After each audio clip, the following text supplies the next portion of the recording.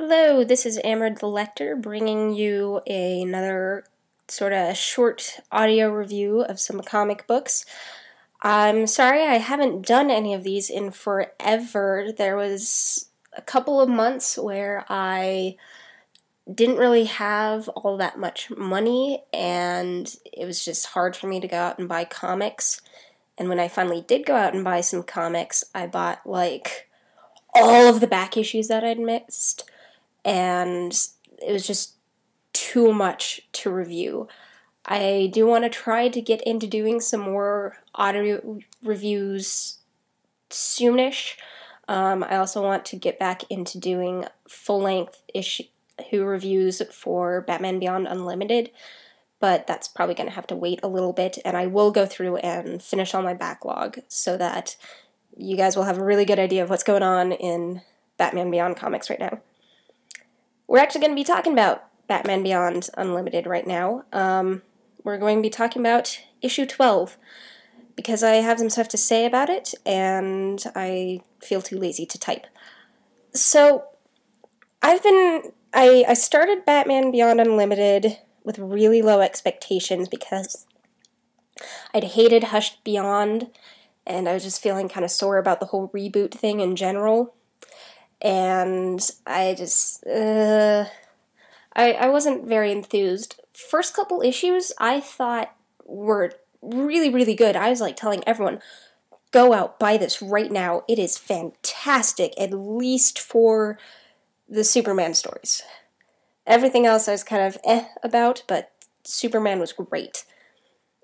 And then I held those high hopes for a little bit, and then it just sort of started this backslide of filler and just dragging these plots on and weird pacing, and they kept rearranging the order of the book, and I realized that because I have to fit 3 stories into each book, or 4 stories into some, it kind of cuts down on the page space for everything, and it just frustrated me.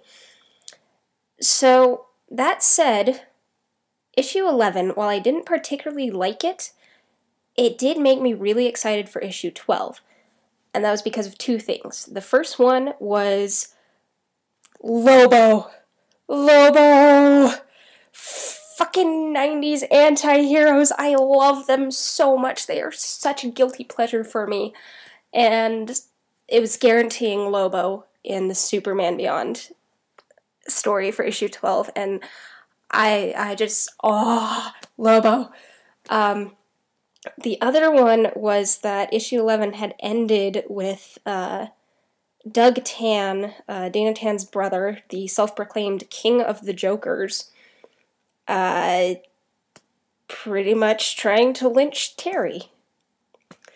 And it was a cliffhanger, and it was like, shit, how is Terry gonna get out of this?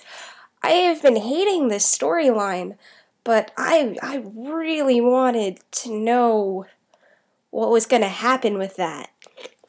So I picked up issue 12, and wow, what a disappointment. Okay. Superman continues to be okay. There's this whole, like, story arc with Lucinda, sort of Luthor. Her legal name isn't Luthor, but it was obviously that she's definitely going to, like, adopt that name. Lex Luthor's illegitimate daughter. And it had potential, but it just dragged, and by the end of it, I just didn't like it.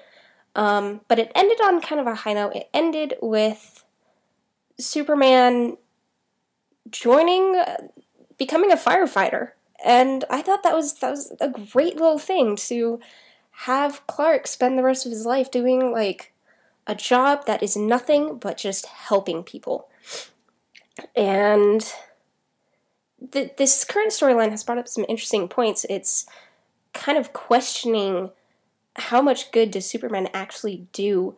Superman is this wonderful hero, but he's very old-fashioned, and do his heroic deeds actually work in reality? the current story is about this alien world that Superman went to, and he found out that it was like all built on slave labor, and he set all of the slaves free, and yay, happy ending. But that created a complete collapse of the society for the aliens that were the oppressors, and now they're tracking Superman down to pretty much make him stand trial for destroying their culture. And it's like, that's a really cool concept, and, but it's just, for starters, Lobo is obviously in this just for Wolverine publicity, which is weird because he's nowhere near as popular as Wolverine. It's just like, he was there to be on the cover to sell the book, but he didn't really do anything. Who they should have put on the cover was Martian Manhunter, who shows up in this, has a pretty big part, and has kind of an interesting storyline. I want to know what's going on with him. Then we go into the next... So I have mixed feelings about this one, about the Superman story. Then we go into the most recent Justice League Beyond origin story, which is for Micron. And I kind of liked it. Micron has been the least developed character in the League, mostly because he spent all of the Call Part 1 and 2, or at least most of it, in intensive care. He wasn't really a part of that storyline. And so he's kind of just been shoved to the side because no one really knows what's up with him. It gave him an interesting story, but what was more interesting about it was that it really explored more of the fall of Bruce Wayne, of how he sort of like lost his mind to becoming Batman, and how Wayne Enterprises fell out of his hands and turned into Wayne Powers. And we get a little bit of information about like how the company operated and what happened, like how we get to see some more of Mr. Fix, which I like. I thought Mr. Fix was a cool character, but he died in the first episode, so there's not much you can do with him. But we did get to see some interesting stuff with him. The artwork was by Fiona Staples, who's been illustrating Saga, which is my favoritist comic ever. Even more so than Cyber 6, which I think is kind of impressive. So that made me happy.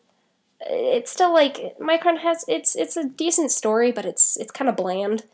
And I don't know, I want them to do more with Micron. I want to see what kind of a guy this dude is. And then we get to the Batman story. Ugh. This story, okay. Again, I have mixed feelings. For once, the writing is actually good. I like it. It actually sounded like it was Terry in this issue. It was pretty much Terry being really introspective. Like I said, he ended the last issue pretty much having a noose tied around his neck and being thrown off of a building. And he gets out of it, he's fine, but it's all this introspection of, he's finally, like, maturing, he's realizing that he's not immortal, that he's not even 19, and he could die at any day because of the work that he does, and that he's never told his, like, family and his loved ones about this. He could wind up like Bruce Wayne, being this bitter, lonely old man with no one around him, and it's like, yes, good, please, if this is the story where you lead up to Terry telling Dana about being Batman, if any story is that story, it is this one. And God, I want that to be the case. I am just holding out on that. But at the same time, nothing really happened in this issue. It's just all this introspection. And this introspection would be good if this were a full-length book.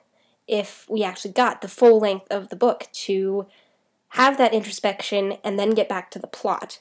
But as it is, this is filler.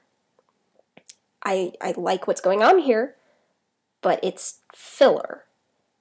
It would work in a trade paperback, which I know that they're already like working on putting that together, but as a standalone issue, it's just pointless.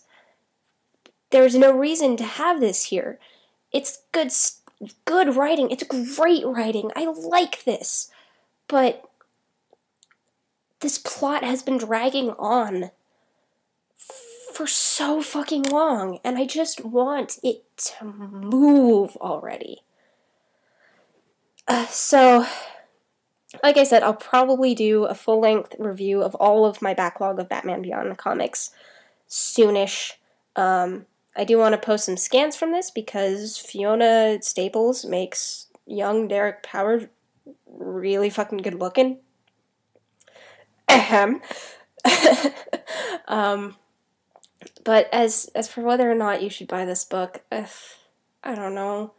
I want this book to do good. I want it to have good writing, but it's just...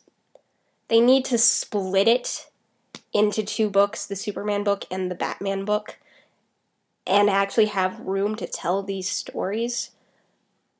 Otherwise, it's just... It gets mired, it stagnates, because they don't have the room to actually tell these stories the way that they should be told. So, yeah, this is Amber the Lecter, and this review turned out a lot longer than I meant it to be. See ya.